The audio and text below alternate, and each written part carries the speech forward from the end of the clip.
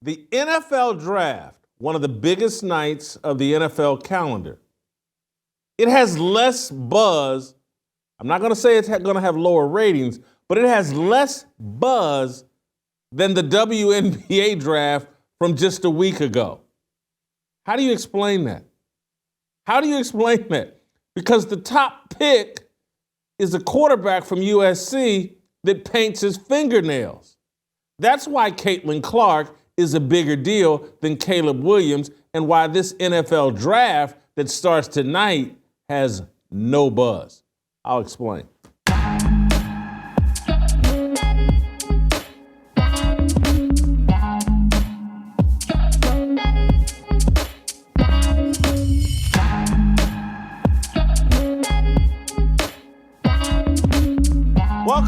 Welcome to Fearless with Jason Whitlock. I'm Jason Whitlock, your host. Happy Thursday. Thanks for joining me.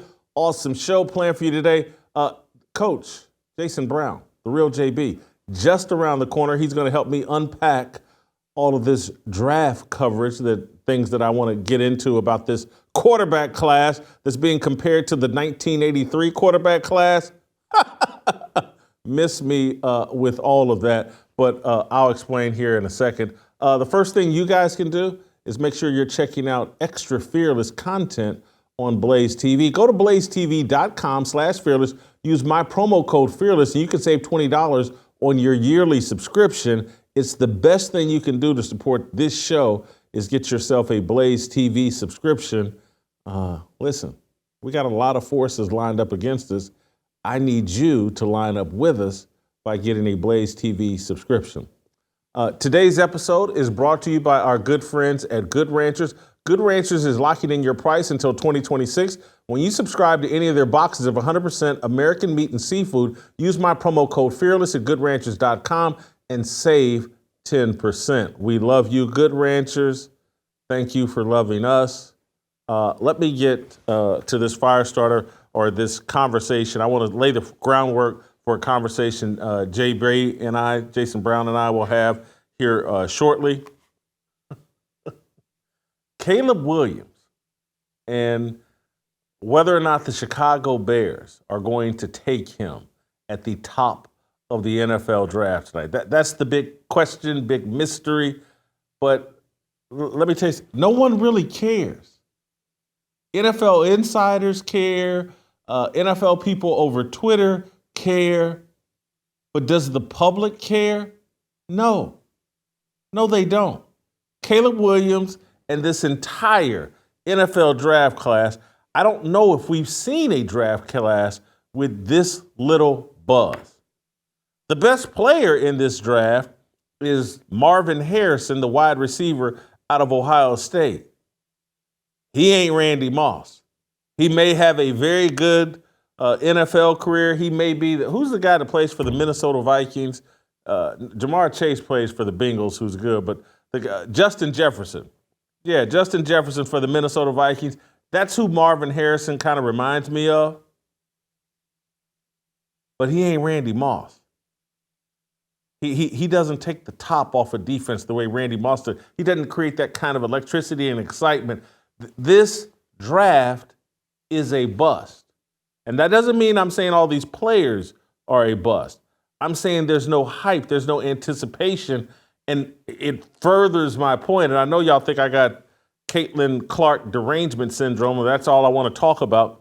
But this is the most fascinating story in the history of sports, or in the recent history of sports, that a woman is the biggest star in sports, and I can hammer that point by pointing to this NFL draft. It's one of the biggest events on the sports calendar, but it has no buzz.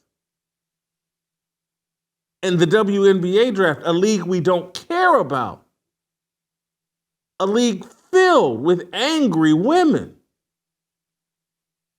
They had all the buzz because they got Caitlin Clark, and we think like, oh my God, Caitlin Clark could not only change whatever team, the Indiana Fever, that drafts her, but she could change that entire league. There's no one in this draft tonight that's changing any teams. None of these quarterbacks, from Caleb Williams, who's a nut job, or he's too into pushing the envelope and being different. His college career, I mean, USC stunk last year. This dude out here painting his fingernails and all this feminine energy, jumping up into the stadium, crying in his mother's arms. There's a good chance that the biggest story tonight will be what color Caleb Williams paints his fingernails and whether or not he decides to put a dress on for tonight's WNBA draft, or NFL draft. That's the big story. What color his fingernails will be and whether or not he may put on a dress at some point. And you wonder why we're not excited, we're not enthused. You wonder why the Bears need to be trading out of that pick and avoiding Caleb Williams at all costs. But even the rest of this draft class, who is Drake Maye? I mean, honestly, who is Drake Maye? Does he go to Duke or North Carolina? I can't remember. But this Drake Maye, this other quarterback prospect who and again, I don't know where he's supposed to go. I read a story that Michigan's quarterback, God bless him, they won the national championship. Hats off to you, JJ. But I read somewhere where people are talking about he could be the number one pick in the draft. I nearly fell out of my chair. This guy is a fourth-round pick at best in a normal draft. Before we overvalue the QB position, before we made the QB position so easy to play, anybody would look at J.J. McCarthy and be like, fourth, fifth rounder. Guy's not that accurate. Played on a great running team, great coach, Jim Harbaugh. Jim Harbaugh did for J.J. McCarthy the same thing he did for Colin Kaepernick. People are talking about J.J. McCarthy, top first 5 pick or even top of the draft. Are you kidding me? I don't want to take a dump on the kid, but again, that's why there's no buzz about this draft, because none of this is real. None of these Jayden Daniels, the kid out of LSU, hey, had a great season, nice stats. Love the guy's like he's Black Chris Winkie. He's damn near 30 years old. He's been playing college football for 7-8 years. You remember Chris Winkie that went and played baseball and then entered the NFL at 27 or whatever? But and maybe he'll be great because the NFL is so watered down and weak that anybody can look great playing quarterback for a period of time. Hello, Dak Prescott. Have you seen his numbers? Does anybody really believe he's a franchise quarterback? I'm not trying to take a dump on Dak, but I'm just speaking factually here about what's going on at the quarterback position. We know that there are no real game changers. We know that the game has been changed, and that these guys can put up stats and look good for a moment, but franchise quarterbacks in this group, Bo Nix, Andy Dalton with good hair. I like Bo Nix in college. He played a couple of 2 or 3 different places. Loved him last year at Oregon. But he's Andy Dalton. Who am I leaving? Oh, Michael Penix. Another Chris Winkie. He's been everywhere. Washington, Indiana. Maybe I'm missing something. Did he have a cup of coffee? You say I can't remember. Injuries. He's been around forever. There's no franchise quarterback in this draft. There are guys that may enter the NFL and put up good stats. But franchise quarterbacks, and comparing them to the 1983 class, I guess because there's so many of them, but I'm sorry that I've lived this long. I'm sorry that my memory still works and I don't have Alzheimer's yet. But the 1983 class, John Elway, when he came out in 1983, was considered the greatest QB prospect of all time. Played at Stanford, could throw it on a rope, tremendous athlete, could run, strongest arm we had ever seen. He was the number one pick because that's a franchise quarterback. That guy will carry your franchise for the next 15 years. And you know what? That's what he did in Denver. Dan Marino went at the bottom of the first round of that draft. And he's probably the most talented quarterback we've ever seen. In between, Jim Kelly is in there. There were some misses. Todd Blackledge, Tony Eason, Ken O'Brien. But you're trying to compare this group to the 1983 group? If any of them have careers anywhere near Elway, Kelly, and Marino, it's proof that the league is fixed and flawed and the QB position has been made so easy, I could damn near play it. That's my opinion. We'll bring in an expert we'll bring in an expert on that. Jason Brown, you guys know him, Last Chance Q, comes on the show frequently. He hates everything, and so I know he'll agree with me on this take about tonight's NFL draft. and the real story here, and again, you'll hear a bunch of stories about, Caleb Williams and the Bears and this team and what's going to happen. And who took Marvin Harrison and the real story is the lack of star power at this draft. There is no star power. And this could be the start of something. You think, next year it'll be better because so-and-so. I'm not so sure. They've dumbed this game down, and next year Shedeur Sanders will be a part of the draft, and you'll have Deion playing the race card and talking about he got to play for this team or that team or whatever. Who knows what will happen. But the days of the college quarterback or the college, Tony Manziel, do you remember him, the offensive lineman out of Michigan State? They put him on the cover of Sports Illustrated, the perfect NFL lineman. He turned out to be a bust. But I could rattle off the names of all, the year that Emmitt Smith and Derek Thompson, all those guys came out in the same draft. This ain't it. Those days are over. The biggest star in sports is a woman, Caitlin Clark. Deal with it. Understand it. Don't get mad at me because I keep talking about her and keep pointing this out.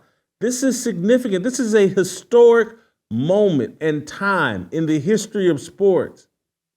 This is the culmination of Title IX and the feminist movement and all the other stuff. And I'm sorry, I'm going to support Caitlin Clark, even though it's a reflection of the emasculation of men and the elevation of women. I'm just a sports fan, and I'm just a culture critic, and so I'm going to analyze it, talk about it, point it out, and make us deal with the fact that the feminist movement is winning, slaughtering us. The WNBA draft has more hype, more buzz, more anticipation than the NFL draft. That's amazing. Look, I want to be clear here. They're going to crush. There'll be 15 million people, 20 million. I don't know how many million people watching the NFL draft because people love their teams and no one even knows what cities have teams in the WNBA. No one knows who they're rooting for. They're rooting for Caitlin Clark and Angel Reese, and they're not rooting for any teams because they don't even know the teams.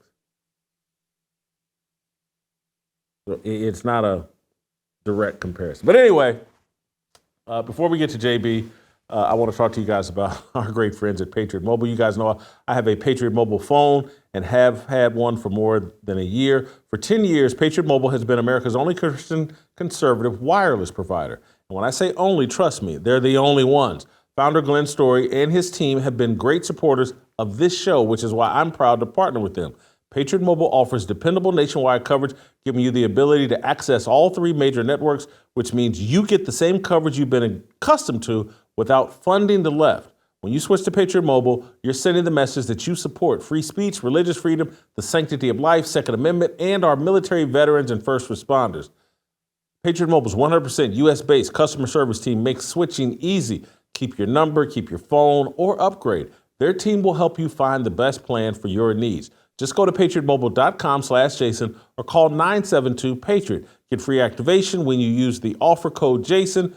Join me. Make the switch today, patriotmobile.com/Jason. That's patriotmobile.com/Jason or call 972-PATRIOT. J.B. Jason Brown, next.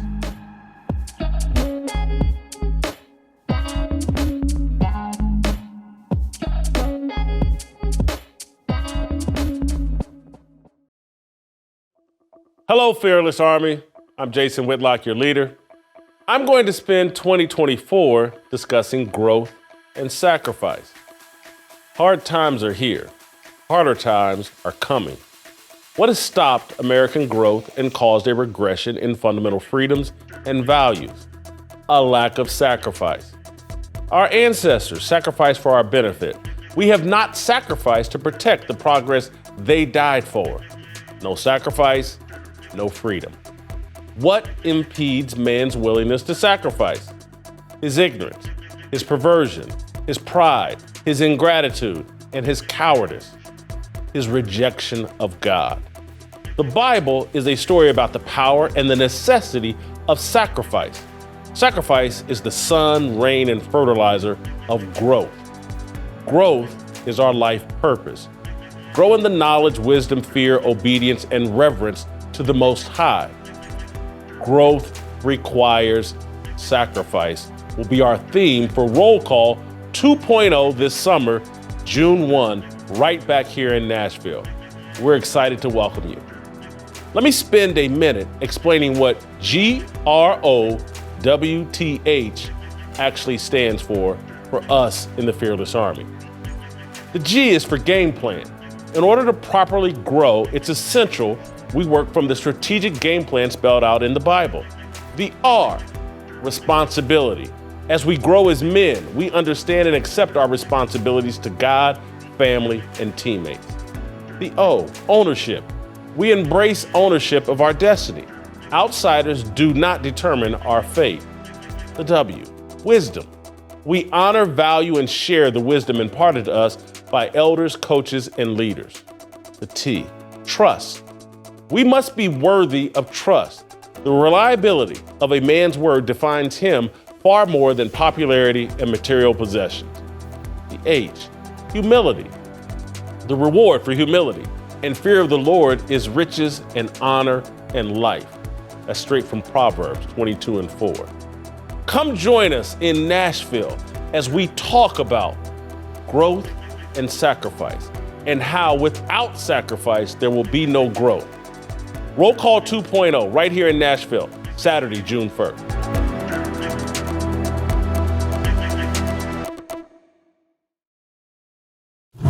And there's 500-600 people in our gym.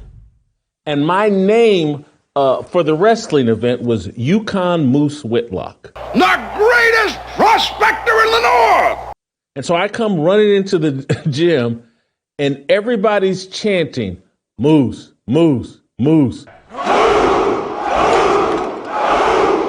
Everybody's screaming and yelling and rooting for me.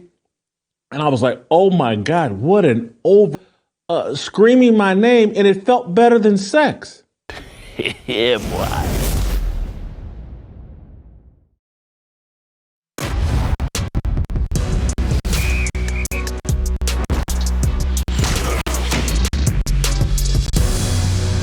All right, welcome back.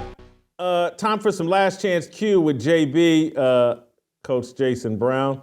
J.B., am I crazy for arguing that this NFL draft has no real star power? I'm not excited about any of these quarterbacks. I think this is the least amount of buzz I've had about a group of NFL prospects ever. I'm with you. I'm right there with you. I don't see it. I don't see it. This is the worst quarterback class I've seen in a while. I don't understand all the other people's the so-called know-it-all Todd McShays and all these guys. I don't see it. There's not anyone in this draft that I see that I'm like, oh man, I've never seen that guy before. Not one. And the guy that can spin it the best is Michael Penix, who's an older, injury-prone kid who's a lefty. So 16 of the 32 NFL franchises right out the gate have eliminated the left-hander right out the gate. I just had a huge show on the whole draft with Sean King and some ex-NFL players, and we both said the same thing. As a guy that played in the NFL, there's no way you take a lefty anywhere towards the top. And I think he can actually slide in this draft because of injury and being that left-handed guy. So there's not a guy in this draft. We already know it's foregone conclusion. JB, for just what's the problem with a left-handed quarterback? Explain that to my audience. Yeah, so like last year, we broke down Tua's film, for instance. Steve Young, of course, great. One of the top probably 10 quarterbacks of all time. I would say Steve Young's a lefty, of course. Ken Stabler, okay. You got two guys. Let's look at the percentages in this world. Most of them have been bust. And here's why. The biggest reason, number one, is the ball spins differently. The ball spins off your hand differently.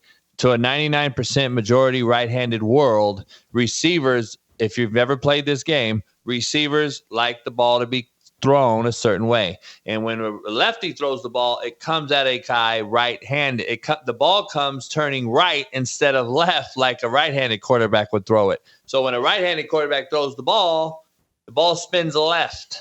The receiver catches it that way. When the lefty throws it, it spins right. And it's a completely different football, and especially if it has any wobble on it. That's number one. That's just the common sense part of it. Now let's dive into the coaching aspect that most of your audience will never grasp. Number one is your left tackle on a right-handed quarterback is the number 2 highest paid player in the NFL. He is a left tackle for a reason. You don't just switch a left tackle to a right tackle. So do you have a legitimate right tackle for your left-handed QB, which will now become his backside protection? Number one. Number two, everything is right-hand predominant in this league. That means our boot nakeds, our waggles. If you notice, everything comes off a left run fake action, meaning the whole entire offensive line goes left to sell the run. The QB goes right. Now think of it as a play caller, Jason. I have to get my running game to go right, fake action right, and now boot left. Now I have to be a play caller and say, oh, shoot, it's second down. Third down, I want to be on the right hash, Jason, now. Because I'm a left-handed QB, I got to switch my mindset on second and first down play calling duties to make sure that I'm the most conducive for success on third down. So I can sprint out left, give him the field because he's left-handed. Now, does Davante Adams and these veteran receivers want to play with a left-handed quarterback at this stage in their career? It is a completely different ball game. Now, my biggest threat, let's say for the Raiders, Davante Adams is a predominant right-handed receiver, plays on the right side of the formation. Now he has to play on the left side of the formation. This guy's played with Aaron Rodgers, Derek Carr. Both of them can spin the ball. Derek's not a great quarterback, but he can throw it. Now I got to change my whole mindset. Now I got to be a left-handed predominant play caller. Getsy, who the new play caller is in the Raiders, he's only been with Aaron Rodgers and Justin Fields. No left-handed quarterbacks there. It takes a lot that goes into this, Jason, to create and draft a left-handed QB. Most people out there won't understand it. So he's going to fall, in my opinion. But to your point, no, don't see anybody that sticks out. Caleb Williams is such a flake. I just would be like, okay, I'm good. I'm just not going to take that risk. He's too flaky. There's, people are sitting around. People are going to have a discussion tonight about what color his fingernails are painted. I don't want that in my locker room. Call me an idiot. Call me a caveman. I just don't want anticipate. What color are his fingernails? Might he wear a dress tonight? I just don't want any of that near my team. I don't want to have to deal with it as a coach. I don't want to have to deal with it as a general manager. Caleb Williams would not be on my draft board, particularly as it relates to the first round. Yeah, it's crazy because we already think it's foregone conclusion. It's a foregone conclusion that they're taking them. You got rid of Justin Fields. I had Sean King on today. We both talked about this in depth. Here, number one is this. Either Poles knew he was out if he did not win next year with Justin Fields. So he said to get a stay of execution, so to speak, I get 3 more years if I get rid of Fields and draft a rookie in Caleb Williams. That's probably business side of thinking on the Chicago Bears side. Number 2, you got rid of a guy named Justin Fields who has 3 years with live ammo shot at him. That is very irreplaceable. It's very priceless in this league. Fast forward 3 years, you get rid of Justin Fields, and now you're starting over just as you were 3 years ago when you drafted Justin Fields. You have the same basic roster. Very, very thin O-line. Defense is got better last year. I think finished 10 or 11 or 12 as the year ended. But you have major holes in defense, offensive line, and then you have DJ Moore, in my opinion, is not a number 1. He's not taking the top off. And now you have the same exact amount of receivers. You got Mooney and you got DJ Moore. One's average, one's good, but he's a 2. He's not a Jamar Chase. He's not one of these big-time receivers. So you basically have the same roster, Jason. 3 years ago, an organization that is basically kept just basically self-inflicting wound. This organization just can't get out of its own way. And I think it's more political than it is anything in this draft with Caleb Williams, because Justin Fields, at least, in my opinion, Jason, let me ask you a question. If these two are coming out this year, you take Justin Fields or Caleb Williams first? Well, again, Caleb Williams isn't on my draft board. And so that's an easy answer for me. Yeah, no question. And we talked about today, out of Ohio State, Justin Fields was bigger, stronger, and faster. And he only got better, even though the team was just bad. And that's what it's so hard because these common naysayers out here just want results. And this is result-oriented business. So you want results. Sometimes it's not just the quarterback. It's the GM, the head coach, the management, and administration. This roster is just really, really – they're not one player away, Jason. They're not one player away from winning. Let's remember that they did add Keenan Allen, I believe, didn't they? Yeah, he's on a 1 year. Keenan Allen. He's on a 1 year fixed deal. And let me ask you this. He's older guy, injury prone as well. I love Keenan Allen, but he's at the end of his career. He's on the other side of great. So you're on a 1 year deal.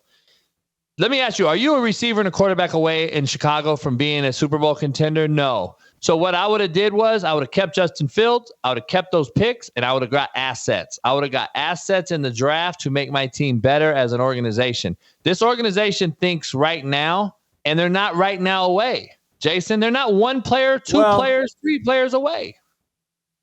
Well, I think as it relates to trading out of the number 1 pick, it's such a weird year because there is no – Marvin Harrison is probably the only real can't-miss prospect in this draft. And are people willing to trade up to go get him? I'm not sure. So what kind of value could you get for trading this number 1 pick? Maybe there is an idiot out there that wants Caleb Williams so bad they'd give up something monster to get up to number 1, but I doubt it. I think the Bears in a bit of a tough spot. And like you said, as a general manager, Ryan Poles could be sitting there, let me draft a quarterback and I can make the argument to management and Kevin Warren, the president, like, hey, you got to give me 2 or 3 years to make this right with this new quarterback. Yeah, here's the thing.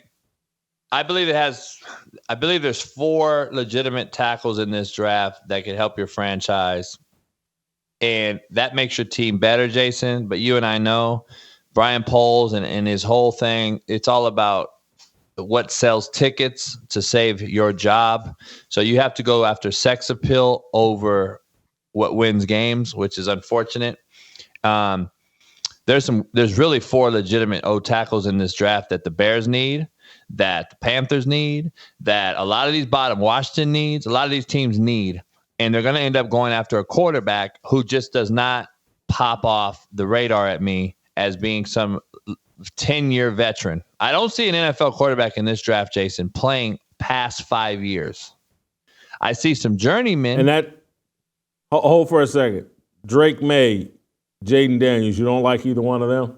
I like Jayden Daniels. He's my number 1 QB in this draft, and I've been around him a long time. Got to see him grow up here in Southern California. Here's the thing.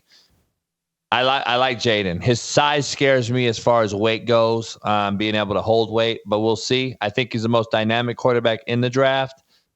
He did it in the best league in college.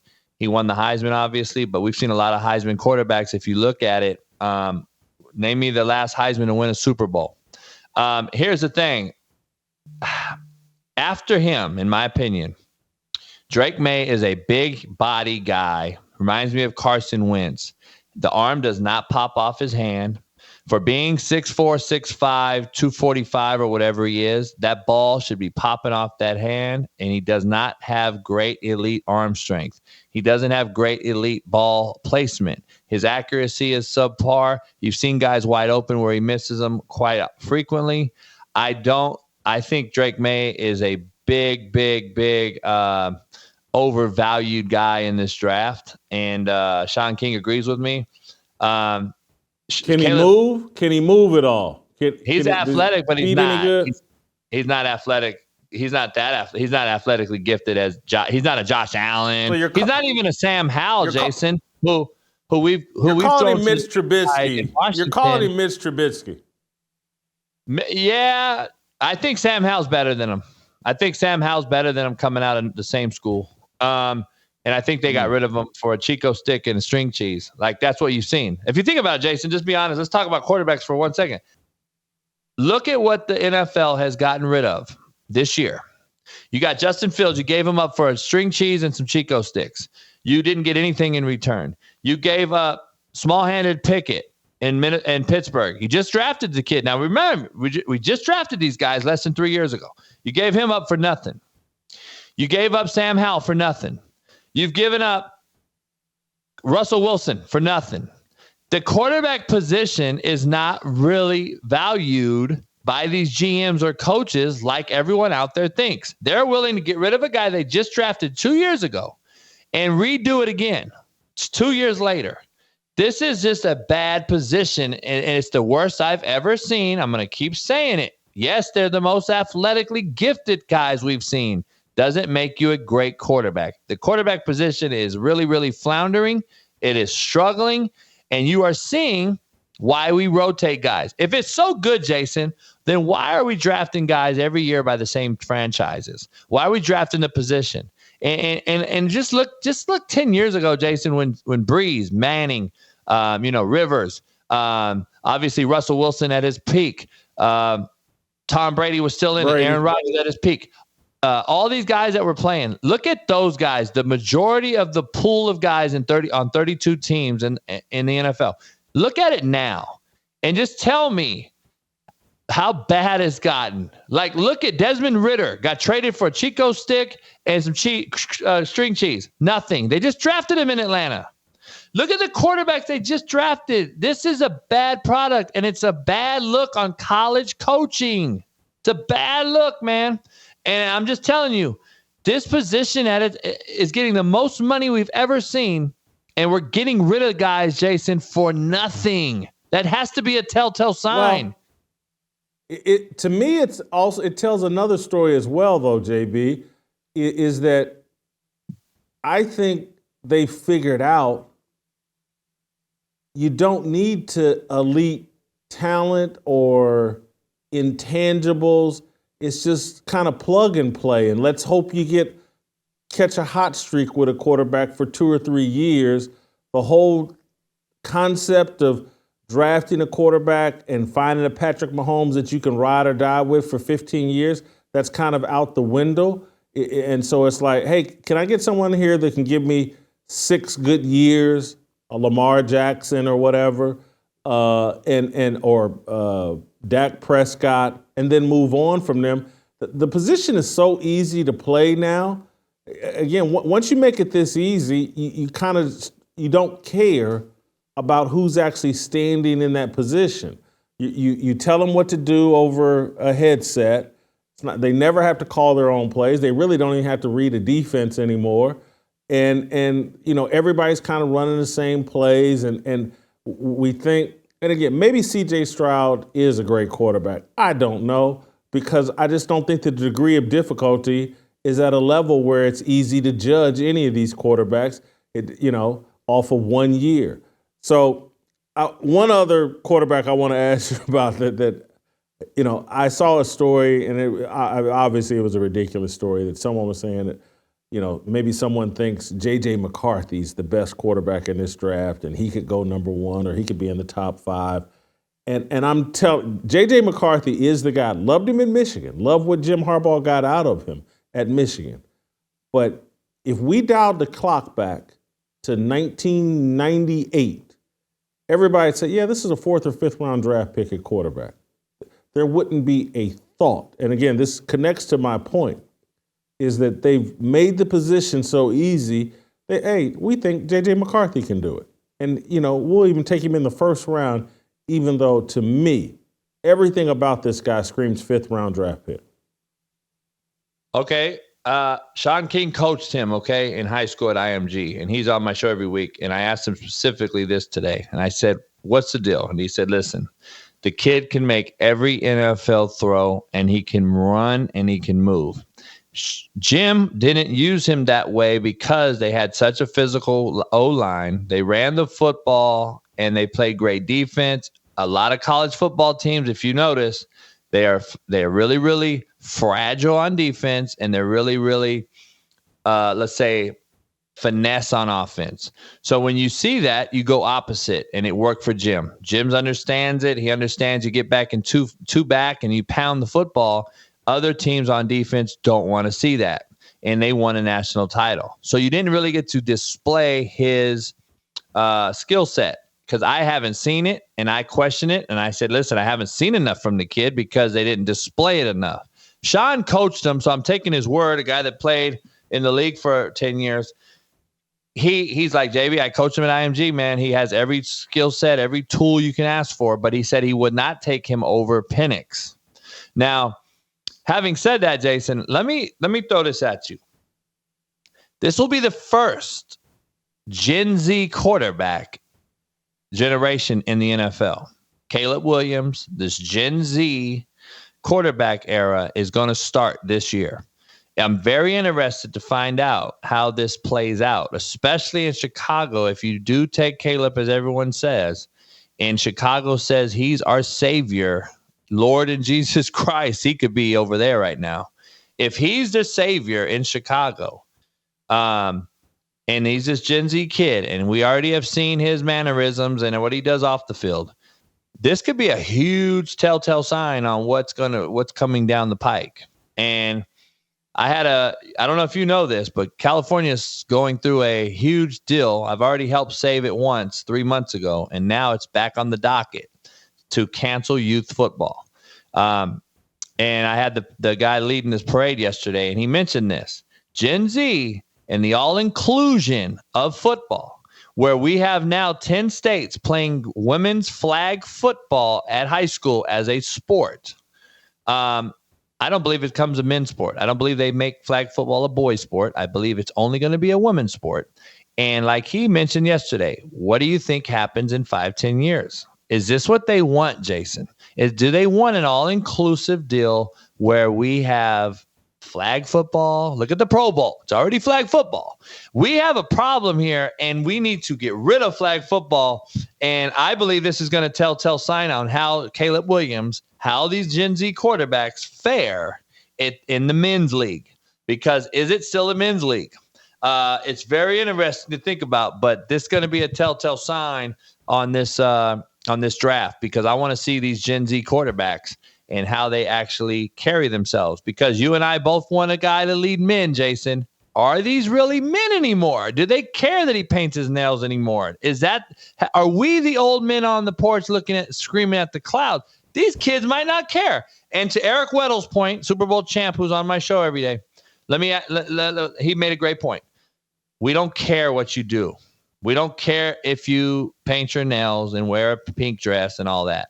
If you win, Jason. But if you lose and you wear all this crap and you do all these stuff that brings us bad attention, we have a major problem. And that's still, he just left the league 2 years ago winning Super Bowl. That's still an issue. So I can see both our points. Yes, Caleb Williams, go ahead and do what you do as a Gen Z. If you don't win, though, you're going to be ostracized. If you do win, nobody will care. So it's going to be a telltale sign. I want to move on to college football. Deion Sanders was on All the Smoke, I believe, today with Matt Barnes and Steven Jackson.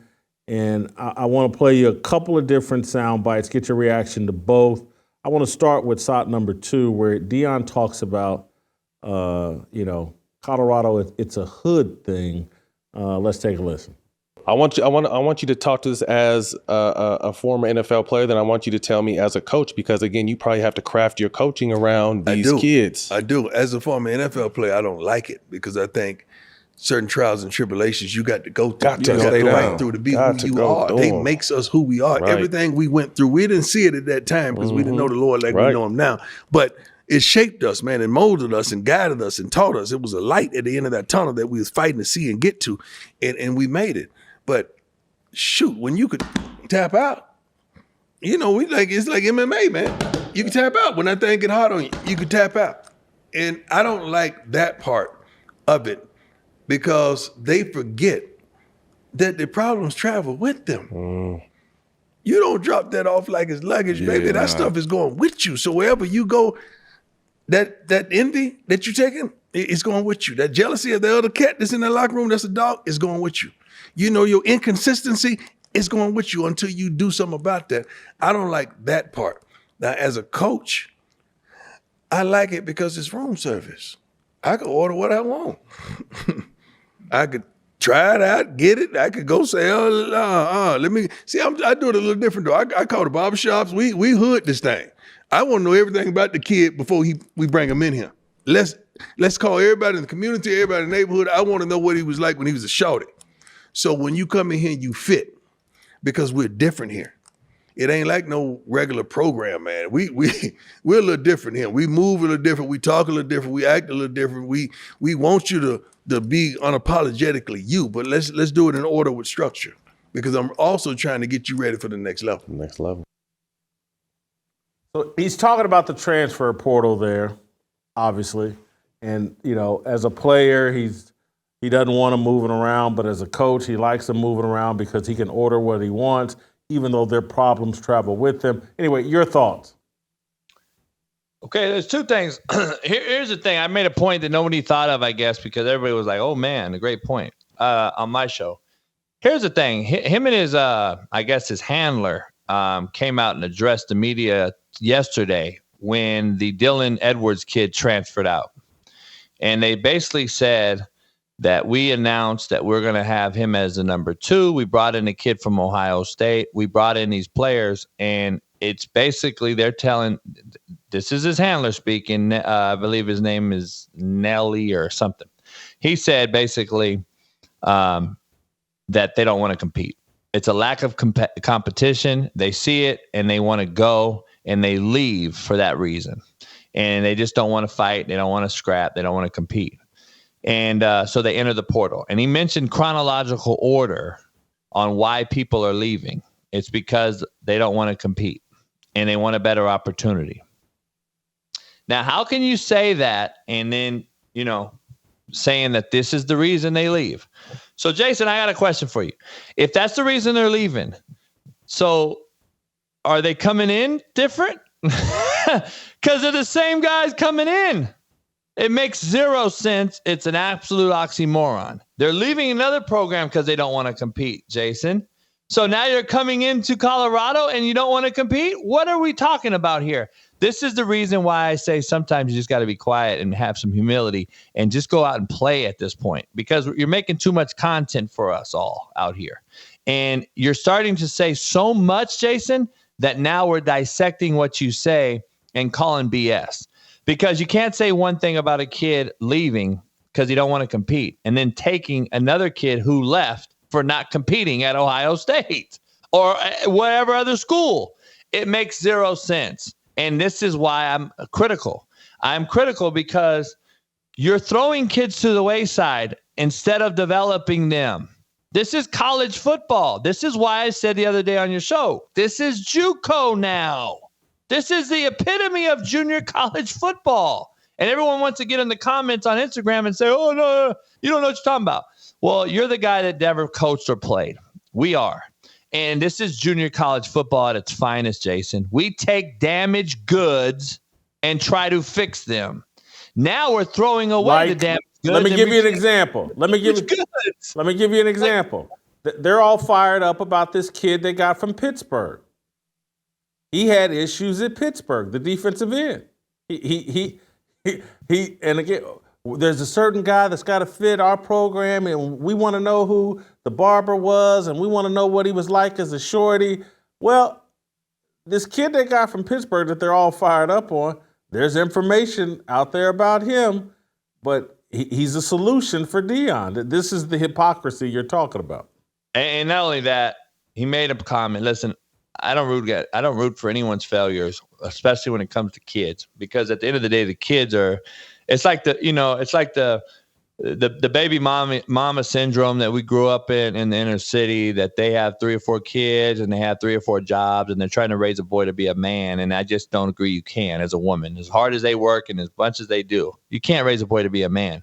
Without the man, you're going to struggle. So when these coaches go to the mom and recruit their child in the hood, as he said, hood coaching and recruiting, you can't recruit hood without having a relationship, Jason, with not only the mama, but everybody involved. You can't build a relationship with a kid in 2 to 3 days, let's just say 2 to 3 weeks. Let's say that, since there's 4 portal openings now in this business. How do you build a relationship with a kid and really know what you're getting? It is damaged goods. It is junior college football at its finest. And if you're willing to throw them to the wayside so quickly after selling them a used car and getting them to buy it in the first place, what are we really doing? Why are we coaching? Because teaching is coaching and coaching is teaching. I don't know what we're teaching. We're not teaching the right thing, I'll tell you that. And I think we're allowing it instead of coaching it. And I just can't understand how we've created a meat market using these babies as the pieces of meat. It is unbelievable what the NCAA has done and allowed. And again, they're the judge, the jury, and the executioner, yet they don't want to pay any kids. They want to get collectives. They've wiped their hands clean again. They've made billions of dollars, yet will fine you, suspend a Jim Harbaugh, will suspend a kid like Bryce Young who flew his girlfriend to the Rose Bowl, took Reggie Bush's Heisman, who they just gave back. That's a whole other scenario that I have to take on that a lot of people won't like. This is just a very, very peculiar situation, and I just think the kids are being thrown to the wayside without any development whatsoever, and that's one reason they left. Jason, just as of 24 hours ago, 3,600 kids, which I still have access to, are in the portal. 3,600 kids just entered the portal as of 24 hours ago. It's not, do the math, Jason. There's 132 Division I playing football schools. Come on, man. Even if they all took 30 kids, you're still short thousands. Like, this just doesn't make sense. The NCAA has created a meat market. Your math is a little bit off there, JB, but I don't have time to correct you. But I hear you. You made a good point. I think 100 times 30 is 3,000. But anyway, I want to play one final Deion clip where he talks about I talk NFL, I don't talk NIL. Play the clip. There was always the NCAA, not versus the players, but the NCAA was always eating and we was never eating. So now obviously these kids are eating. Coaches are having problems. Everyone has a problem with it. I love it, but I feel like there should be more guidelines with it. Maybe, but how do you start it? You're right. So my question is, do you see it as well? I'm on the outside looking in. It's crazy. It's crazy because just talking to a parent yesterday, and we got the good part out the way. And I said, "Mom, go ahead, ask me everything you want to ask me. Come on now, I'm straight up." And she asked me her things. Then she said, "Well, what about NIL?" I said, "This is not my department. I'm about NFL. You can talk to NIL about somebody else, because when you start talking about money to me, that rubs me the wrong way with your shorty. I want to look at him as a dog that wants to go to the NFL, not the NIL, because it has become business. And even reporters look at kids different now. Now they're taking shots at these kids. Yeah, because once upon a time, a college kid was untouchable. You couldn't say things to them or ridicule them because they were amateurs. Now these are paid professionals. He makes a good point here, but it's obvious, and that Deion is a big part of how we got here to NIL. He was always about money and how, flashing money, and the hypocrisy is just too much for me. But your thoughts? Here's the thing, Jason. Everyone out there supposedly loves NIL. I haven't heard one person say, "I love the NIL," and just don't say nothing else after that. Why is it always, "I love the NIL, but I would like to see"? I love the NIL, but I love the NIL, but we have to put a restriction. I love the NIL, but we need to cap it. I love the NIL. Like, you don't love the NIL. And the NIL is ruining this thing along. I believe the portal's the worst thing in football, but the NIL has created this false narrative and this falsehood of, "Oh, I'm going to make $1 million in college." Well, guess what? 1% of them guys, less than 1% I think it's 0.001% make that dollar. Caleb Williams, you get a Shedeur Sanders, you get a few guys. Let's be honest. The average NIL deal is $350. So everybody on those rosters are in a roster listening to a Coach Sanders or whoever, Coach Saban, that's why he left, talk to them, maybe ripping their butt, maybe yelling at them. All those kids, 99% of them make $350. So the guys making millions, they're looking at, not listening to the coach, they're looking at them and saying, "Man, I'm going to go in the portal because guess what? Greener pastures are over there. I can go make this money." In theory, you really can't. And it has created a huge divisive locker room. And this is why we have 3,600 transfers and why there's no continuity and why this game has become so watered down. And you can't like the NIL, but there's clearly an issue with NIL. It's horrible. It's ruining the game. And the transfer portal has allowed NIL to ruin the game. Leave NIL how it is, Jason. Get rid of the transfer portal. You fixed your whole issue. And then leave it at that. Whoever is the good players, get the money. If you're not that good, live with it.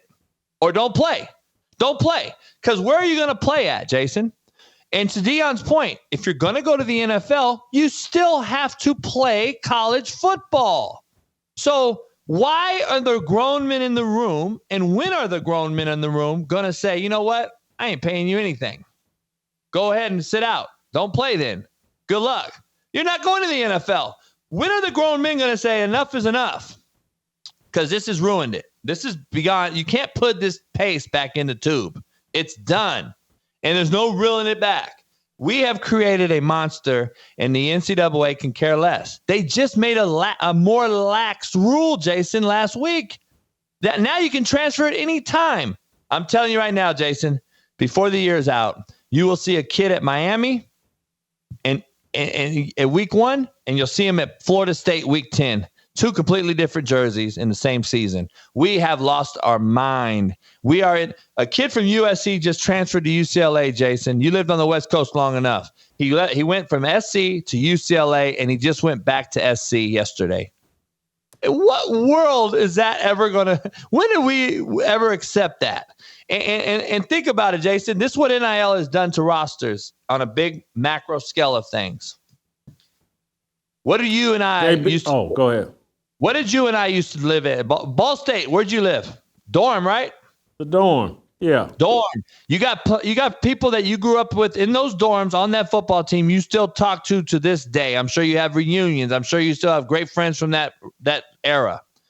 I just want to know, if you got kids living in apartments, living on the beach at USC in condos, and you got beach houses being rented out to these players now in this NIL era, how good and how much backing do you think these guys, our brothers, we used to call them our brothers, are giving each other? How much camaraderie is being built? How many friendships are being created? How many people are going to ride or die, as they say, with them? There's no more. This game is completely upside down, inside out, and there is not anything being created. And I started my show today, monologue off Jason saying this: are schools really happy on borrowing a Heisman Trophy winner? Is Caleb Williams' Heisman Trophy USC's, or is it Caleb Williams? Because you can't go from school to school to school to school and you 1 year borrow, win a Heisman, and then you leave again. Look at the guys that have been left schools that they were at for multiple years and then transfer and win a Heisman. I'm wondering if you can have success borrowing each other. Schools are borrowing players. Players are borrowing the school. I just don't see this being conducive very long, and I think this is imploding in front of our very eyes, and it's going to be unwatchable very soon. Thank you, JB. Great job. Have a great draft night tonight. We'll play tomorrow. We'll see you tomorrow.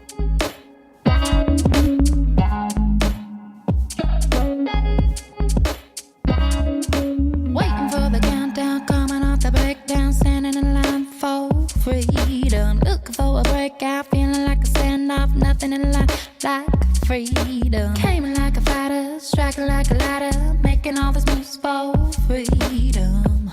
I want freedom. No negotiation, my sister, no relation. We all just wanna have freedom. Sitting on a corner, never been alone. I'm breaking my back for freedom. Blessed, we are living, get back. We are receiving, all deceiving. We all wanna be free. We want freedom. I wanna